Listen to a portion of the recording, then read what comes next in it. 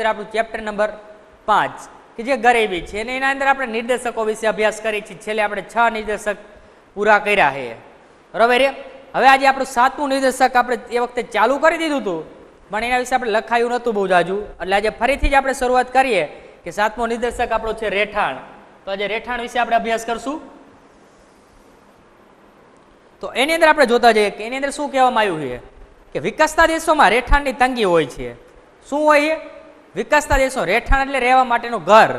પહેલા તો આપણે એ ખ્યાલ હોવો જોઈએ, બરોબર. તો પહેલો જ મુદ્દો આપણે રહેવાનો રહેશે કે વિકસતા દેશોમાં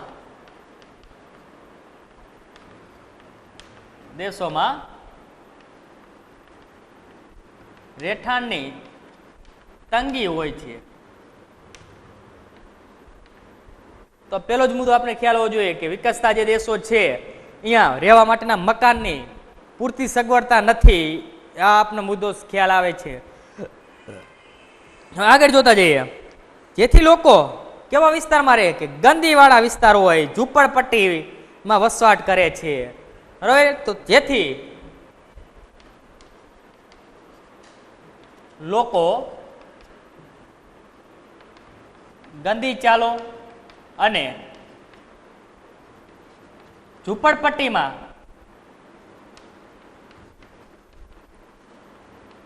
વસવાટ કરે છે, બરાબર. એક વાર તો મકાનની તંગી હોય, મકાનની તંગી હોય એટલે શું હોય?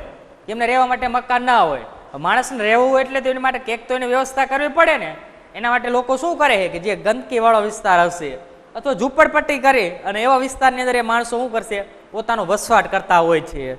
અને આગળ જોતા જઈએ કે રહેઠાણ માનવીની પ્રાથમિક જરૂરિયાત છે, બરાબર. તમે કોઈ પણ વસ્તુ તમારી પાસે હોય તો આજે રહેઠાણ ના હોય, તમે ખાલી એક મામૂલી તો વિચાર કરો કે રહેવા માટેનું આપણી પાસે સારું મકાન નથી, ઝૂંપડપટ્ટીની અંદર રહેતા હોય અથવા કોઈ પાસે, બરાબર. તો એવા વિસ્તારવાળાનો વિચાર કરો કે આજે આવો વરસાદ પડે, ઠંડી પડે, કેવી રીતે રહેતા હશે?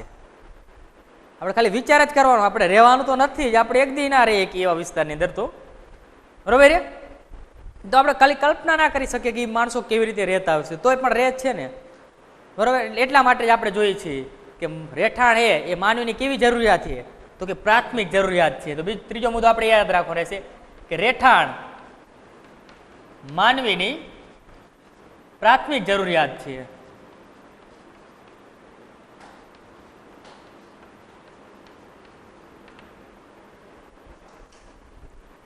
આગળ જોઈએ હવે આપણે કે રહેઠાણની અંદર કેવું રહેઠાણ હોવું જોઈએ, બરાબર. કેવા પ્રકારની રહેઠાણની અંદર સુવિધા હોવી જોઈએ, તો એના વિશે આપણે ખ્યાલ મેળવીએ કે રહેઠાણની અંદર જુઓ તો પહેલા તો મકાન હોય, મકાનની અંદર ઓરડા હોય, ઓરડાની અંદર રહેનારાઓની સંખ્યા કેટલી છે તે નક્કી હોય. ઘરમાં નળ હોવું જોઈએ, ડ્રેનેજની વ્યવસ્થા હોવી જોઈએ, વીજળી જેવી સગવડતા ધરાવતા મકાનોની ટકાવારી, બરાબર. ટકાવારી ગરીબીની કક્ષા દર્શાવે છે. તો આવી વસ્તુ ના હોય ને એના આધારે પણ આપણે મકાનના આધારે એનું ગરીબીની કક્ષા જોઈ શકીએ. આ ઘરની અંદર કે જે નળની વ્યવસ્થા નથી, ડ્રેનેજની વ્યવસ્થા નથી, બરાબર. જે કે દાખલા તરીકે એક મકાન એ તો સામે રહેનાર સભ્યોની સંખ્યા વધારે હશે, બરાબર. કે એક મકાનની અંદર 10 થી 15 જણા રહેતા હોય તો એ પણ આપણે નક્કી કરી શકીએ કે આ ભાઈઓના થોડીક ગરીબી કક્ષા દર્શાવે છે કે આ ભાઈ ગરીબી હશે, બરાબર. તો એવું આપણે માની શકતા હોઈએ છીએ.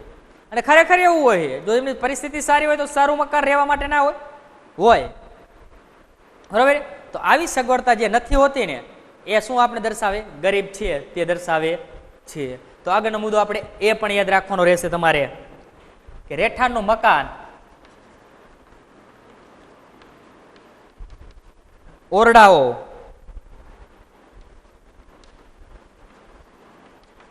રહેનારની સંખ્યા, કે મકાનની અંદર રહેનાર સંખ્યા, બરાબર. કેટલા લોકો રહે છે તે, ઘરમાં નળ, ડ્રેનેજ એટલે ગટર, વીજળી જેવી સગવડતાઓ ધરાવતા મકાનો, વીજળી જેવી સગવડતા ધરાવતા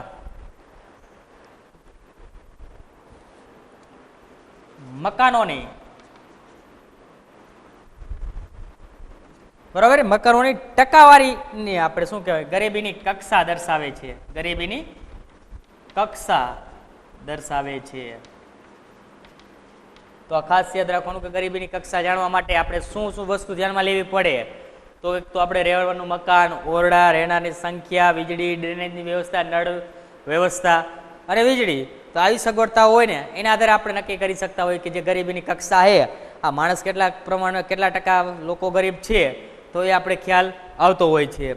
પછી આગળ જોઈએ કે ભારતમાં પૂરતી સગવડતાવાળા મકાનોની આજે પણ તંગી છે. ભારતની અંદર મકાન છે, તો આપણે ગામડાની અંદર જુઓ છો તમે, તો હજુ પણ અમુક જગ્યાએ એવો વિસ્તાર છે કે ત્યાં નળની વ્યવસ્થા નથી હોતી, બરોબર છે. અને કદાચ નળની વ્યવસ્થા હોય તો આજે ડ્રેનેજની વ્યવસ્થા તો ગામડાઓની અંદર નથી જ તે. તો શું છે, તો એ પૂરતી જે સગવડતાઓ છે એ એમને મળતી હોતી નથી, જેના લીધે આપણે શા માટે ના મળતી હોય, કારણ કે લોકો ગરીબ પરિસ્થિતિ હોય છે તેમની, બરોબર. જેના લીધે પણ એમને આજે પણ ડ્રેનેજનો લાભ એમને મળતો હોતો નથી. તો આગળનો મુદ્દો હવે આપણે જોતા જઈએ કે ભારતમાં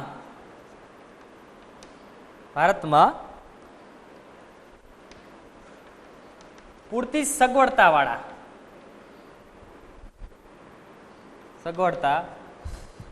ધરાવતા સગવડતાવાળા મકાનોની તંગી છે. કેવા કે પૂરતી સગવડતા આજે આપણે જોઈ શકીએ પૂરતી સગવડતા હોતી નથી. એવા મકાનોની શું હોય, આપણા ભારત દેશની અંદર પણ તંગી જોવા મળે છે. ભારતમાં 60 કરોડ લોકો સ્વાસ્થ્યને હાનિ પહોંચાડે, બરોબર. 60 કરોડ લોકો જે રહે છે પોતાના સ્વાસ્થ્યને હાનિ પહોંચાડે અથવા જીવન માટે જોખમરૂપ ઊભા થાય એવા નિવાસસ્થાનની અંદર રહે છે.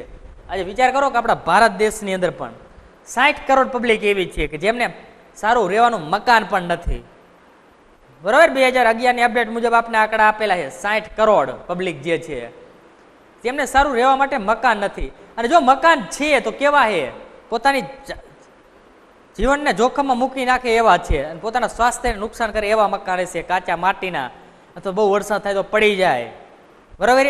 તો એવા મકાનોમાં રહે છે કેવા 60 કરોડ પબ્લિક જે છે ને તે. તો આ વસ્તુ પણ આપણે ખાસ યાદ હોવી જોઈએ કે ભારતમાં 60 કરોડ લોકોને 60 કરોડ લોકો સ્વાસ્થ્યને હાનિ પહોંચાડે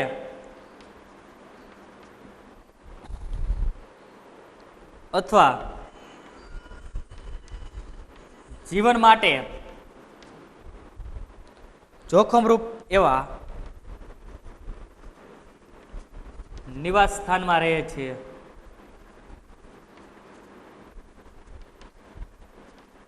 તો કેટલા લોકો? 60 કરોડ. ખાસ આંકડા કે માહિતી તમારે યાદ રાખવાની કે શેને કેવા મકાનોની અંદર રહે છે કે પોતાના સ્વાસ્થ્યને હાનિ પહોંચાડે એવા અથવા જીવન માટે જોખમરૂપ હોય ને એવા નિવાસ સ્થાનની અંદર એ લોકો રહે છે. આજે 60 કરોડ લોકો આપણે દેશની પબ્લિક હતી 130 છે, એમાંથી 60 કરોડ તો આવા વિસ્તારોની અંદર જ રહેવાવાળી પબ્લિક છે. ભારતમાં મોટા ભાગના મકાનો એક રૂમની સગવડતાવાળા છે, બરોબર. તો આપણે આજે જોઈ શકીએ છીએ કે મોસ્ટ ઓફ મકાન જે છે કેવા છે કે એક જ રૂમની સગવડતા હોય તેવા મકાનો આપણે ભારત દેશની અંદર વધારે જોવા મળે છે. તો આગળનો મુદ્દો આપણે એ પણ ખ્યાલ હોવો જોઈએ કે ભારતમાં મોટા ભાગના મકાનો કેવા જોવા મળે છે તો કે એક રૂમની સગવડતા વાળા જોવા મળે છે.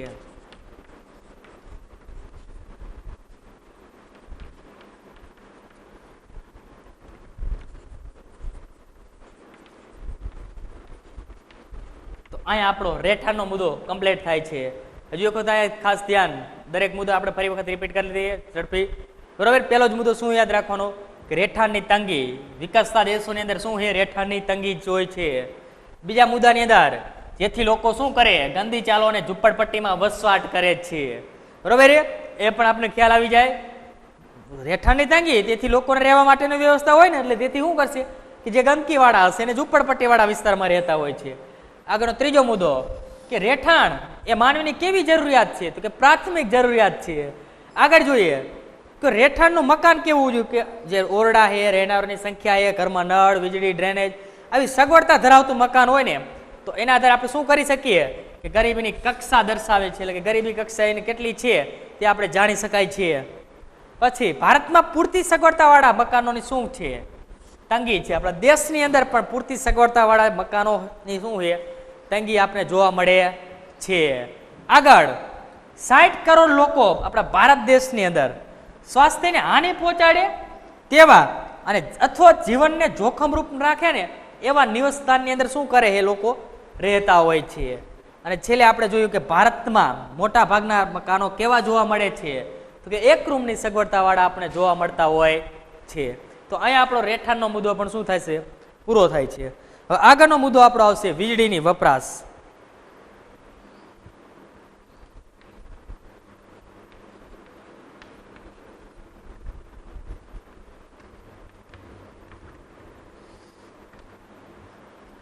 તો કે વીજળી, બરાબર. આ તમે આગળ ભણી આવ્યો કે વીજળી ઉત્પાદન ક્યાંથી થાય, કેવી રીતે થાય, એ બધું તો આપણને ખ્યાલ છે, બરાબર. Thermal power, hydro power, nuclear power, તો એના દ્વારા આપણે શું થાય? વીજળી ઉત્પન્ન કરતા હોય છે, બરાબર. ને કોલસા દ્વારા, પાણી દ્વારા, સૂર્યપ્રકાશ, પવન ચક્કી, તો આ વગેરે દ્વારા આપણે શું કરવામાં આવે? કે વીજળી ઉત્પન્ન કરવામાં આવતી હોય છે. હવે તો આપણે એ વીજળીની વપરાશને આધારે પણ ગરીબીનું પ્રમાણ એટલે કે નિર્દેશક આપણે જાણી શકાય છે. તો એની અંદર આપણે કેવી રીતે જાણવામાં આવે તે હવે આપણે જોતા જઈએ. તો આજે આપણે જોઈએ કે દેશમાં ઉત્પાદકતા વધારવા તેમજ લોકોનું જીવનની ગુણવત્તા સુધારવા વીજળીની ખૂબ જ મહત્વની જરૂરિયાત છે. હવે આજે આપણે જોઈ શકીએ દરેક કોઈ પણ ક્ષેત્રની અંદર કે દેશનું ઉત્પાદકતા વધારવું હોય ને તો એની માટે પણ વીજળીની જરૂર પડે છે. અને આપણા દેશનો વિકાસ કેવો થાય છે, કેના આધારે થાય, તો એમાં પણ આપણે વીજળીની જરૂર પડતી હોય છે, બરાબર. તમારી ગુણવત્તા સુધારવી હોય ને તો પણ વીજળીની જરૂર પડતી હોય છે. તો આ વીજળી વિના જ આપણે આજે જોઈએ કે એનું મહત્વ કેટલું બધું છે, બરાબર. તો એમ છતાં પણ આપણે વીજળીનો ઉપયોગ સદુપયોગ કરવો, દુરુપયોગ ના કરવો. વીજળી આવતા જ તમારી ઉત્પાદકતા વધે છે. આજે બોરમાંથી તમે પાણી ખેંચી શકો તો એનું મુખ્ય કારણ શું? વીજળી છે, બરાબર. આજે તમે ઓનલાઈન શિક્ષણ મેળવો છો તો એનું કારણ શું? વીજળી છે. વીજળી ના હોત તો તમે ઓનલાઈન શિક્ષણ મેળવતા હોત? ના મેળવતા હોત, બરાબર. તો વીજળીને ઘણું બધું મહત્વ રહેલું છે. તો એનો આપણે જે પહેલો જ મુદ્દો ભણીએ કે દેશમાં ઉત્પાદકતા વધારવા તેમજ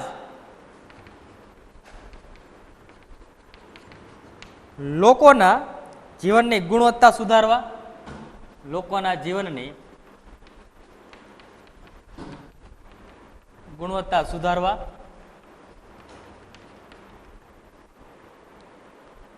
વીજળીની સગવડ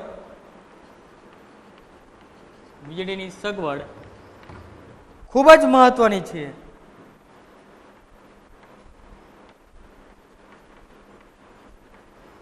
તો આ પહેલો જ મુદ્દો આપણે જોવાનો રહેશે કે વીજળી વિશેનો શા માટે આપણે વીજળીનું મહત્વ રહેલું છે.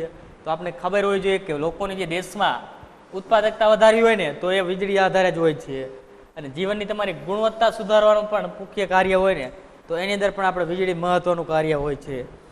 હવે આગળ જોતા જઈએ તો કે ભારતમાં વીજળીનો એક મોટો ઉત્પાદક અને વપરાશ કરતો દેશ છે. આપણા દેશની અંદર પણ વીજળીનું ખૂબ મોટા પ્રમાણની અંદર ઉત્પાદન થાય છે, બરોબર. એટલે આપણો દેશ વીજળીનું ઉત્પાદનમાં એવું નહીં માંડવાનું કે આપણા દેશની અંદર ઘણી બધી વીજળીનું આપણે ઉત્પાદન કરી શકીએ છીએ. તો આગળનો મુદ્દો આપણે એ યાદ રાખવાનો રહેશે કે ભારત વીજળીનો એક મોટો ઉત્પાદક અને વપરાશ કરતો દેશ છે. ભારત વીજળીનો એક મોટો ઉત્પાદક અને વપરાશ કરતો દેશ છે.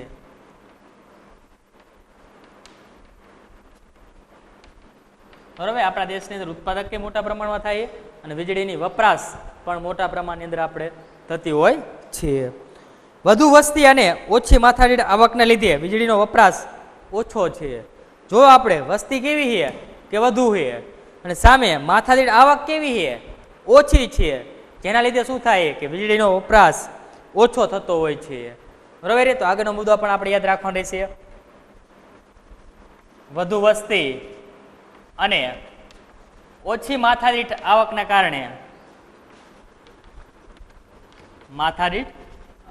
કારણે ના કારણે વીજળીનો વપરાશ કેવો છે? ઓછો છે. કે માથાની આવક ઓછી હોય એટલે વીજળીનો વપરાશ આપણે ઓછા કરતા હોય, અમને ખ્યાલ છે. તરત શું થાય કે લાઇટ બિલ આપણે આવે ઘરે, લાઇટ બિલ ના ભરવાને કારણે શું થશે? ઘણા બધા લોકોને ઘરમાં આજે શું વીજળી હજુ જોવા મળતી નથી, બરોબર છે? તો એ પણ આપણે ખ્યાલ હોવો જોઈએ. એના વિશે આપણે વધારે માહિતી અહીં આપણે મેળવવાની નથી, બરોબર છે? આપણે આટલી વસ્તુ ખાસ ધ્યાનમાં લેવાની તમારે કે વીજળી શા માટેનું મહત્વ છે, બરોબર? કે દેશમાં ઉત્પાદકતા વધારવા અને લોકોનું જીવન ધોરણ સુધારવા માટે. તો પહેલો જ મુદ્દો આપણે યાદ રાખવાનો રહેશે કે એમાં આપણે વીજળીનું મહત્વ રહેલું છે. બીજો મુદ્દો શું યાદ રાખવાનો કે આપણો દેશ છે ઉત્પાદકતામાં અને વપરાશ કરતો કેવો દેશ? કે મોટો દેશ છે. વીજળીનું ઉત્પાદન આપણે એટલું બધું કરી અને સામે વપરાશ પણ આપણે એટલું કરતા હોઈએ છીએ, બરોબર છે? અને છેલ્લો મુદ્દો જોવાનો રહેશે કે વીજળીનો વપરાશ શા માટે ઓછો થાય છે? તો કારણ કે વધુ વસ્તી છે અને માથાની આવક કેવી એની? ઓછી છે.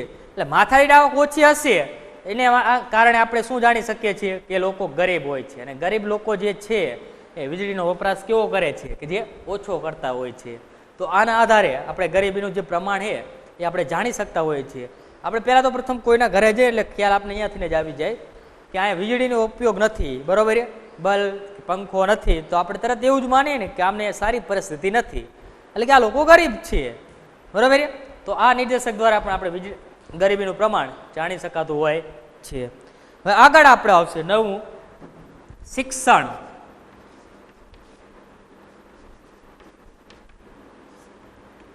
તો આગળનો મુદ્દો આપણે ભણવાનો આવે છે શિક્ષણ. તો એની અંદર જોઈએ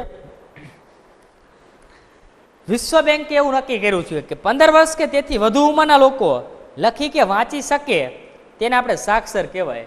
કોને આવું? વિશ્વ બેંકે એની વ્યાખ્યા એ પ્રમાણે નક્કી કર્યું હતું કે 15 વર્ષની ઉંમરના જે વ્યક્તિ છે એ લખી શકે, વાંચી શકે, એને સાક્ષર કહેવાય. તમે હો તો તમે સાક્ષર કહેવાય, બરાબર? તમે 15-17 વર્ષની ઉંમર તમારી થઈ, તમે વાંચી શકો, લખી શકો હો, લખી શકો ને, તો તમે શું કહેવાય? સાક્ષર કહેવાય.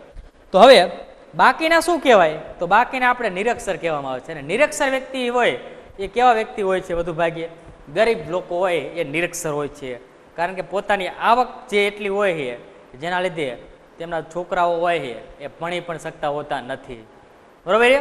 તો આપણે એની અંદર જોઈએ પહેલો જ મુદ્દો. કોણ એવું કહે છે?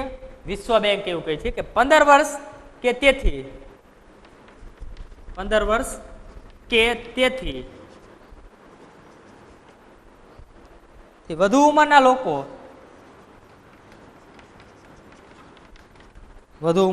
લોકો લખી શકે, વાંચી શકે તો તેમને સાક્ષર કહે છે.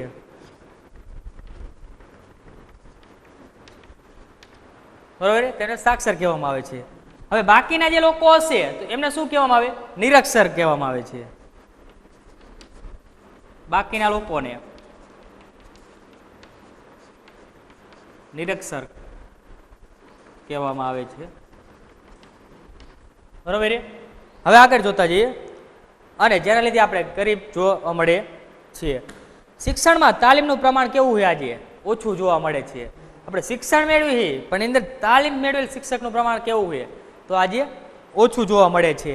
જેની અંદર જોઈએ કે અકુશળ, ઓછી ઉત્પાદકતા ધરાવતા શ્રમિકો પણ ઉપલબ્ધ થાય છે, બરાબર? તાલીમ મેળવેલ શિક્ષકો હોય કે તાલીમ મેળવેલ શિક્ષણ આપણે આપવામાં નથી આવતું. જે તમે જુઓ, બરોબર છે? તમને ટેકનિકલ વિશેનું શિક્ષણ તમે અત્યારે અભ્યાસની અંદર 1 થી 12 ની અંદર આપવામાં આવે, તમને સરળતાથી ખ્યાલ આવે કે તમે પોતાના ઘરનું તો લાઇટ ફિટિંગ કરી શકો, ના કરી શકો, બીજું તો ના કરી શકીએ આપણે. તો પહેલેથી આપણે એ પ્રમાણે અભ્યાસની અંદર પણ તો શું થાય કે આપણે એ પ્રમાણે આપણો અભ્યાસની અંદર સમાવેશ કરવામાં આવેલો નથી, બરાબર? એટલે કે તાલીમનું પામેલું શિક્ષણ આપવામાં આવેલું નથી. હું તો એવું માનું કે શિક્ષણની અંદર આ બધી સુવિધાઓ આવી જવી જોઈએ. લાઇટ ફિટિંગની, બરોબર છે? નાકા કેમ વારવાને એનું પણ શીખવાડવું જોઈએ કે બધા લોકો કે ડૉક્ટર ના બને. પછી એક જમાનો આવે કે બધા લોકો ડૉક્ટર બને, શું થાય? રેકડીવાળા શાક બકાલો નીકળે ને એ રીતના બધા નીકળતા હોય. એટલે બધા પ્રકાર તાલીમનું શિક્ષણ આપણે આપવું જોઈએ. તે પ્રમાણે આપણા દેશની અંદર શિક્ષણ મળતું નથી. હવે આગળ જોઈએ તો કે શિક્ષણમાં તાલીમનું પ્રમાણ કેવું છે? ઓછું છે. શિક્ષણમાં તાલીમનું પ્રમાણ ઓછું છે, જેથી શું થશે કે દેશમાં અકુશળ ને ઓછી ઉત્પાદકતા, અકુશળ અને ઓછી ઉત્પાદકતા ધરાવતા શ્રમિકો ઉપલબ્ધ થાય છે.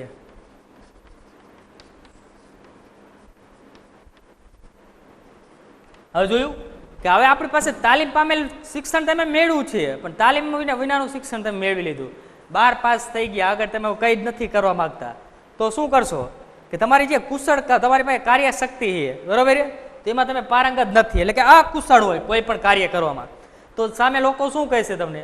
આવક પણ કેવી આપે? ઓછી આપે, કારણ કે તમને કાર્ય જ નથી આવડતું. આજે મને કોમ્પ્યુટર ચલાવતા નથી આવડતું, તો મને કોમ્પ્યુટરમાં કોઈ રાખે તો ખરા, પણ તોય કેવા રાખે? ના રાખવાની જગ્યાએ પણ રાખે, એમ કે તમે આતા હરીજો, બરોબર છે, તમે આટલું રોજ આપશો, આ પ્રમાણે તમને રાખે, કે સારી રીતે ના રાખે. એટલે ખાસ તમારી વસ્તુ ધ્યાનમાં લેવાની, તો એની અંદર શું હોય? કુશળતા હોવી જોઈએ પહેલાં તો, બરોબર છે, એની અંદર પૂરતું જ્ઞાન હોવું જોઈએ, જેના લીધે તો જ એને આપણે શું મળે?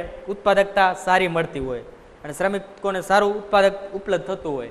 પણ એ અકુશળ હોય છે, જેના લીધે એની ઉત્પાદકતા પણ કેવી થાય? ઓછી જોવા મળશે, અને સામે એને શ્રમિકો પણ કેવા હોય? ઓછા ઉપલબ્ધ થતા હોય છે, એટલે કે કુશળ શ્રમિકો હોતા નથી, ઓછા છે, એટલે શ્રમિકો પણ કેવા આપણે ઉપલબ્ધ થતા હોય છે કે ઓછી કાર્યક્ષમતાવાળા આપણે શ્રમિકો ઉપલબ્ધ થાય છે.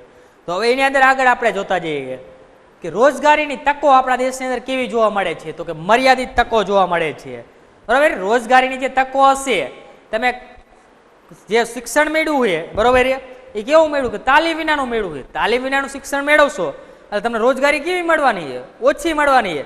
રોજગારી ના મળે અથવા ના મળે તો શું તમે થાવ? બેકાર બનો, બેરોજગાર બનો, કે તમારે કામ કરવાની ઈચ્છા, શક્તિ ને તૈયારી છે, છતાં પણ તમને કામ નથી મળતું, તો તેને શું કહેવાય? આપણે બેકારી અથવા બેરોજગારી કહેવામાં આવે છે, બરાબર.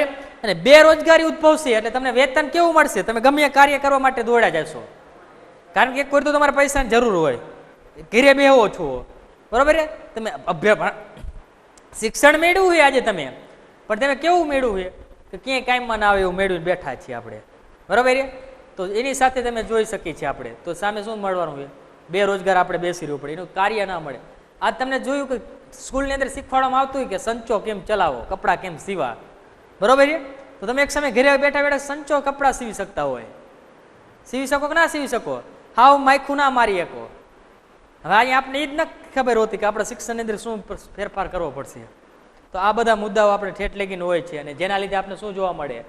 ગરીબી જોવા મળે છે, બરોબર છે.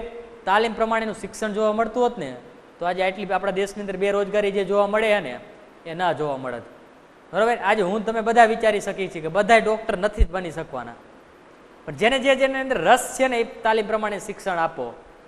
આ તો 10માં આવ્યો, 5 સુધી ઘડિયા ના આવડતા, એને ગણિતની સમાંતર શ્રેણી ભણવું જ પડે પરીક્ષામાં પાસ થવું હોય તો, બરોબર. ના ભણે નપાસ જ થાય.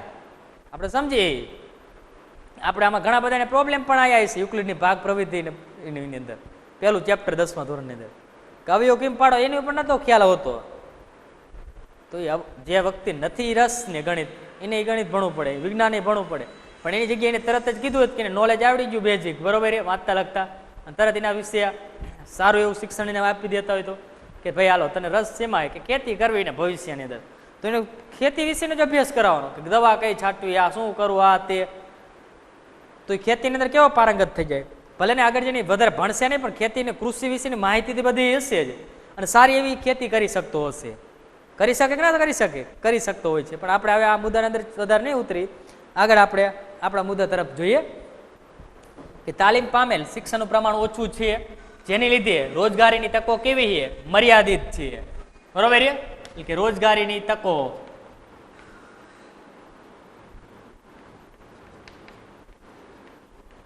મર્યાદિત છે. રોજગારીની તકો મર્યાદિત હશે, એની સામે શું થવાનું છે? કારણ કે શિક્ષણ મેળવેલ વ્યક્તિ આજે દિવસે ને દિવસે વધતા જાય, તો સામે શું થશે? બેરોજગારી ઉદ્ભવશે. શું થાય?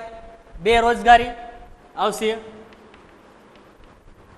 બેરોજગારી તેમ બનશો એટલે તમને કોઈ કાર્ય મળવાનું જ નથી. આજે હું તમને એમ કહીશ કે ભાઈ ગામની અંદર ₹2 કોઈ પણ કાર્યની અંદર હાલતા હોય, બરોબર. તમારે કર્મચારી તમે કામ કરી શકો છો, ભણેલ ગણેલ છો, 500 રૂપિયા તમને કામ મળે, પછી તમને એમ કહું કે ભાઈ આજ તું ઘરે બેઠો 2 રૂપિયા તારે કામે આવવું હોય તો તમે કહો ને હા આવું છે, ના આવો કે જાઓ જાવી જ. તો જેના લીધે શું થવાનું હોય, વેતન પણ કેવું મળે આપણને, ઓછું મળતું હોય છે, ઓછું વેતન મળે ને ઓછું વેતન મળે છે, જેના લીધે આપણે શું જોવા મળે, ગરીબી જોવા મળે. શું જોવા મળે, ગરીબી.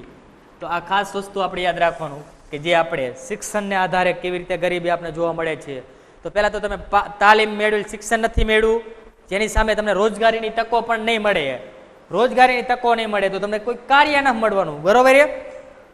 કોઈ કાર્ય નહીં મળે તો શું થવાનું, બેરોજગાર બેસવાનો. બેરોજગાર બેસી રહેશો તો સામે શું થશે, તમારે રોજગારી ખાવા માટે ક્યાંક તો કામ કરવું જ પડવાનું હોય. એટલે તમે ઓછું વેતન આપશે તો પણ કાર્ય કરવા માટે શું બનશો, સક્ષમ બનશો. અને જેના લીધે આપણે શું જોવા મળે, ગરીબી જોવા મળે છે, બરોબર. આજે તમારા ઘરની અંદર 500 રૂપિયા હોય ને ત્યારે તમારું ઘર ચાલતું હોય, હવે એની અંદર તમે બેરોજગાર બેસી રહ્યો 100 રૂપિયા કાર્ય કરો તો શું થાય, તો આપણા દેશ ગરીબી જોવા મળવાની છે. આગળ હવે આપણે સાક્ષરતાનું પ્રમાણ ને આંકડાકીય માહિતી લઈ લે.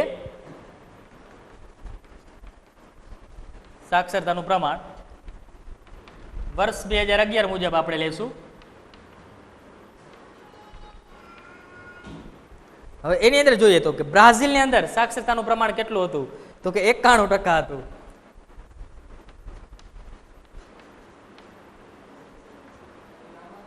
કેટલું હતું, 91% બ્રાઝિલનું પ્રમાણ હતું કે જે સાક્ષરતાનો દર.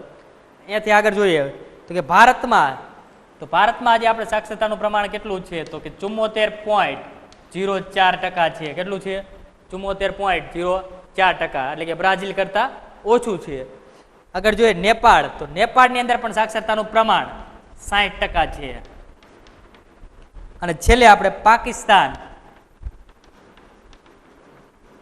તો પાકિસ્તાનનું 55% સાક્ષરતાનું પ્રમાણ જોવા મળે છે, બરોબર. તો આ ખ્યાલ હોવો જોઈએ. આના પરથી તમારે ખાસ સમજૂતી લખવી પડે, 2-3 મુદ્દાઓ આપણે નથી લખાવતા, તમને આંકડાકીય માહિતી આપેલી એટલે ખાસ ખ્યાલ હોવો જોઈએ. તો એક વસ્તુ યાદ રાખી લેવાનો, પહેલો મુદ્દો જ લખી લેવાનો, પ્રથમ સ્થાને કોણ છે સાક્ષરતાના દરની અંદર, તો કે બ્રાઝિલ, બરોબર. ભારતનું કેટલું પ્રમાણ છે, તો કે 74.04%, જે નેપાળ અને પાકિસ્તાન કરતા કેવું છે, વધારે છે. તો આવી રીતે એની સમજૂતી આપણે 3 મુદ્દા કે 2 મુદ્દા લખવાના, બહુ જાજુ નહીં લખવાનું, બરોબર. અને 11 નિર્દેશકો ફરજિયાત તમારે લખવા પડશે જ. તો આ તો આપણું શિક્ષણનું આપણે વાત કરી, બરોબર, કે શિક્ષણની અંદર કેવી રીતે આપણે ગરીબી જોવા મળે છે. કારણ કે શિક્ષણ જે છે એ તાલીમ મુજબનું આપણે શિક્ષણ મળતું નથી, બરોબર. તાલીમ મુજબ શિક્ષણ નહીં મળે એટલે શું થવાનું હોય કે આપણે શ્રમિકો જે છે એ પણ કેવા મળશે, અકુશળ મળતા હોય છે, બરોબર. હવે તમે તાલીમ વિનાનું શિક્ષણ મેળવ્યું હોય તો જેના લીધે શું થવાનું હોય કે તમને રોજગારીની તકો પણ ઓછી મળવાની. રોજગારીની તકો ઓછી મળે તો તમે બેરોજગાર બેસી રહેવાના હો, અને બેરોજગાર તમે ઘરે બેસી રહો તો તમારે ખાવા માટે ક્યાંક તો કાર્ય કરવું જ પડે, બરોબર. જેથી ઓછું વેતન મળશે ને તોય તમે કાર્ય કામ કરતા રહેશો, અને સામે શું થશે, ગરીબી આપણે જોવા મળતી હોય છે. કોઈ ઘડીક હાથ ઊંચો કરશે જ નહીં. આપણે હમણાં છેલ્લે હું પૂછીશ કે જેને પ્રશ્ન હોય ને હાથ ઊંચો કરજો. આગળ આપણે 10મો મુદ્દો લઈએ. તો એની અંદર આપણે શું કહેવામાં આવ્યું, આવક અને સંપત્તિની અસમાન વહેંચણી, બરોબર. આગળનો મુદ્દો આપણે કે આવક અને સંપત્તિની અસમાન વહેંચણી, જેના લીધે પણ શું જોવા મળે કે ગરીબીનું પ્રમાણ આપણે જોવા મળે. દાખલા તરીકે આજે જોઈએ કે આપણે મુકેશભાઈની આપણી બંને સંપત્તિ સરખી નથી હોતી, બરોબર. તો આવકની અસમાન વહેંચણીને કારણે દેશમાં વિકાસ થવા છતાં 2 વર્ગ, ગરીબ અને ધનિક વર્ગ જોવા મળે છે. આપણે જોયું છે કે આપણા દેશની અંદર, બરોબર, શું કે આપણા દેશની અંદર આપણે શું જોવા મળ્યું કે આવકની અસમાન વહેંચણી જોવા મળે છે. અને અસમાન વહેંચણીને કારણે દેશમાં આપણે ખ્યાલ છે કે વિકાસ થયો છે. વિકાસ થયો છતાં પણ આપણે 2 વર્ગ જોવા મળ્યા. એવું આપણે આજ નક્કીએ કે આખું દેશ, આપણા દેશના બધા એટલે બધા ધનિક જ છીએ એવું નક્કી ના, કે બધા ગરીબ એટલે ગરીબ જ છે, નથી નક્કી હોતું, બરોબર. તો આપણા દેશની અંદર 2 વર્ગ જોવા મળે, એક ગરીબ વર્ગ અને એક ધનિક વર્ગ જોવા મળે છે. શેના કારણે, કે આવકની અસમાન વહેંચણીના કારણે, બરોબર. તો આ મુદ્દો આપણે ખાસ યાદ રાખવાનો કે આવકની અસમાન વહેંચણીના કારણે, અસમાન વહેંચણીના કારણે, બરોબર, શું જોવા મળ્યું કે દેશમાં વિકાસ થયો છે, બરાબર. આપણા દેશની અંદર જોઈ શકીએ છીએ કે વિકાસ થવા છતાં બે વર્ગ જોવા મળે છે. એ બે વર્ગ કયા છે? તો નંબર એક ગરીબ વર્ગ અને બીજો આપણે આવશે ધનિક વર્ગ. હવે આપણે કેવી રીતે નક્કી કરી શકીએ કે આપણા દેશની અંદર વિકાસ થયો છે તેમ છતાં પણ બે વર્ગ જોવા મળે? એક ધનિક વર્ગ છે અને બીજો આપણા દેશની અંદર ગરીબ વર્ગ છે. હવે જોતા જઈએ કે ટોચની 1% વસ્તી પાસે વધુ આવક છે. કેટલા વસ્તી પાસે? કે આપણા દેશની જે ટોચની 1% જ વસ્તી જે છે ને એમની પાસે જ વધુ આવક છે. બાકી 99% પાસે તો છે પણ મીડિયમ હોય કે ઓછી હોય, જે એમને ટકાવારી પ્રમાણે. તો એની આપણે જોઈએ કે ટોચની 1% વસ્તી પાસે વધુ આવક છે. આપણે વિચારો છો કેટલે કે જે ટોચના 1% જ વસ્તી જે છે તેમની પાસે વધુ આવક હોય છે. હવે એની અંદર જોઈએ કે આપણે દેશની વાત કરીએ તો એમની આપણે આંકડાકીય માહિતી લઈએ તો કે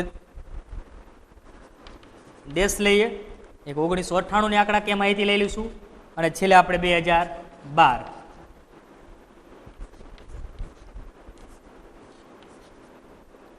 અને ભારત, આપણે 3 દેશ લઈએ.